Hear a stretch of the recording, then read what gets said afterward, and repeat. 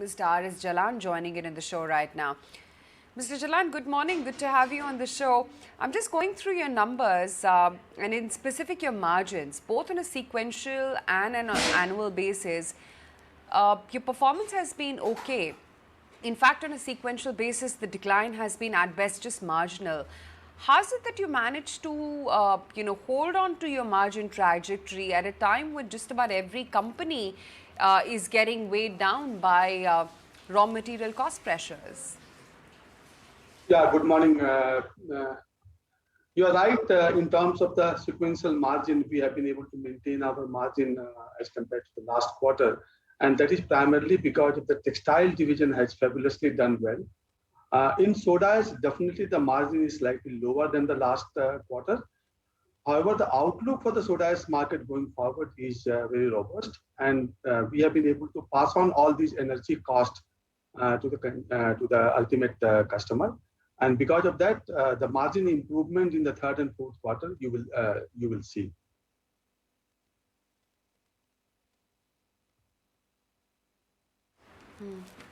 Could you give us a sense of, as a percentage, how much accounts for your raw material costs?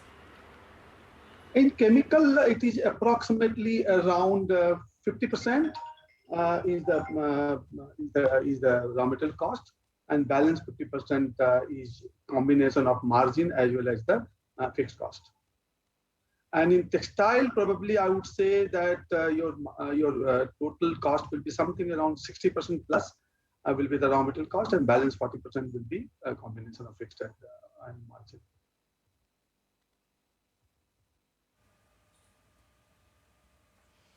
So let's take it one by one, Mr. Jalan, and how you plan to counter that. Let's begin with textiles first, right? Look at cotton prices, for example. It's gone through the roof as well. So how are you managing? What's the larger plan of action?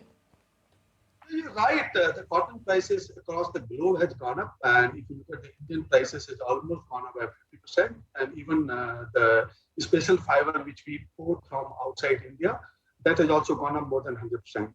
Out of that, a major portion we have been able to pass on to the consumer. Look at the yarn prices has also gone up very significantly. However, we definitely see a margin pressure going forward. Till now, we have been able to manage the margin because of we had the old inventory of the cotton. But going forward, some margin pressure will be there. Because in this quarter, there was a margin was very good. It was approximately around 43%, which probably should be in the range of around 18% going forward. So the margin pressure will be there on the textile side.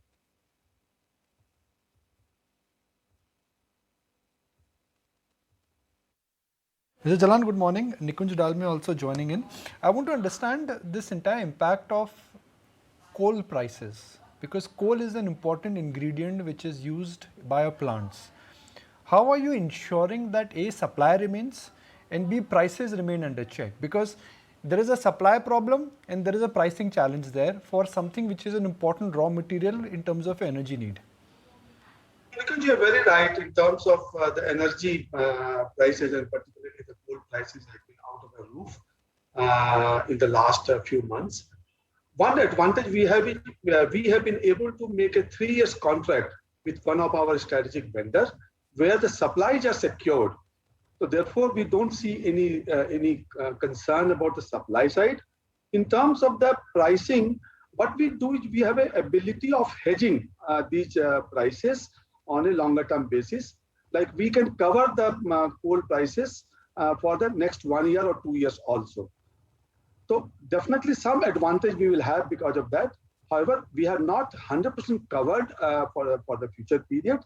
And therefore, the price pressure or the cost pressure will definitely be there because of the coal prices. However, supplies are secure. I just wanted to add one more thing, Nikunj.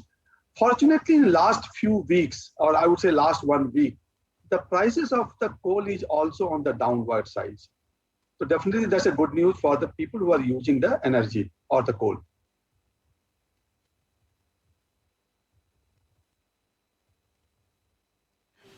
Tatas have gone on record and they've said that they are looking at selling the soda ash plant they have in US.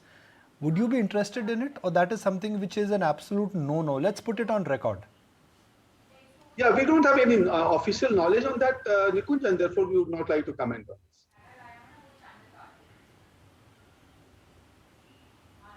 But would you be open to explore manufacturing or investing in manufacturing plants outside India? It may be in related areas like soda ash, but would you be thinking on those lines where you want to take your enterprise outside, your investments outside? Nikunj, this has to be decided at the board level, but at this point of time, as a management, I would say that we are not looking at any such kind of a possibility.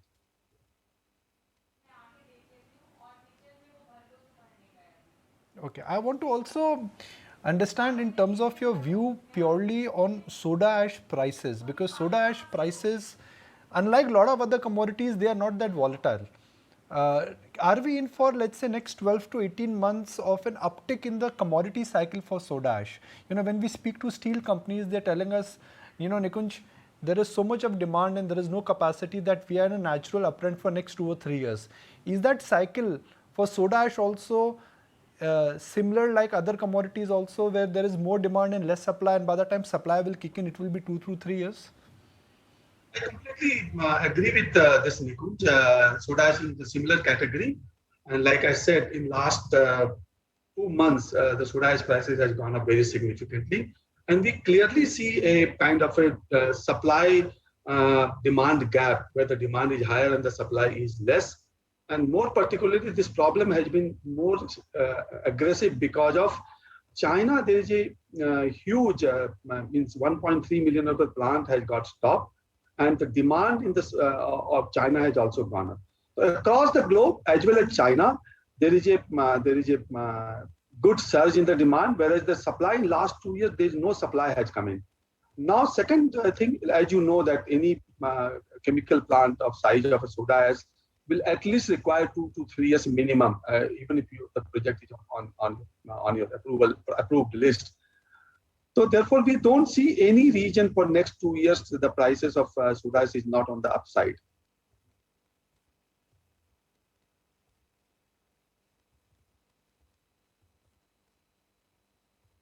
My final question to you. We at ET now have also been highlighting how the animal spirits are back.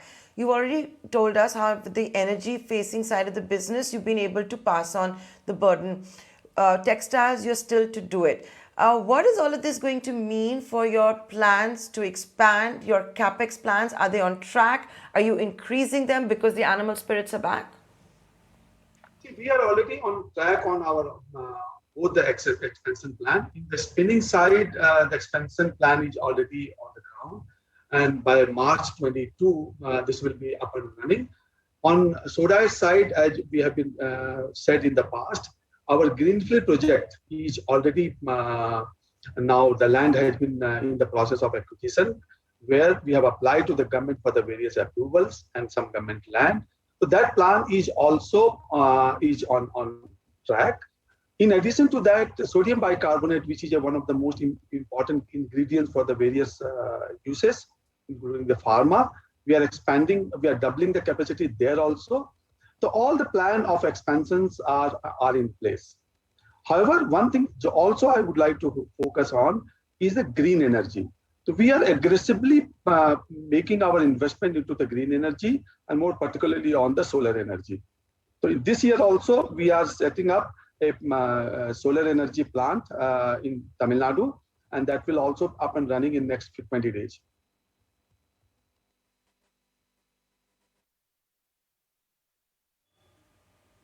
Okay, so that you also have ESG targets, it's pretty apparent. That's the big theme that's playing out around the world as well. With that, Mr. Jalan, we're completely out of time. Many thanks for joining us today live on The Market. Ladies and gentlemen, we're going to take a short commercial break, but stay tuned. A lot more coming up on the other side.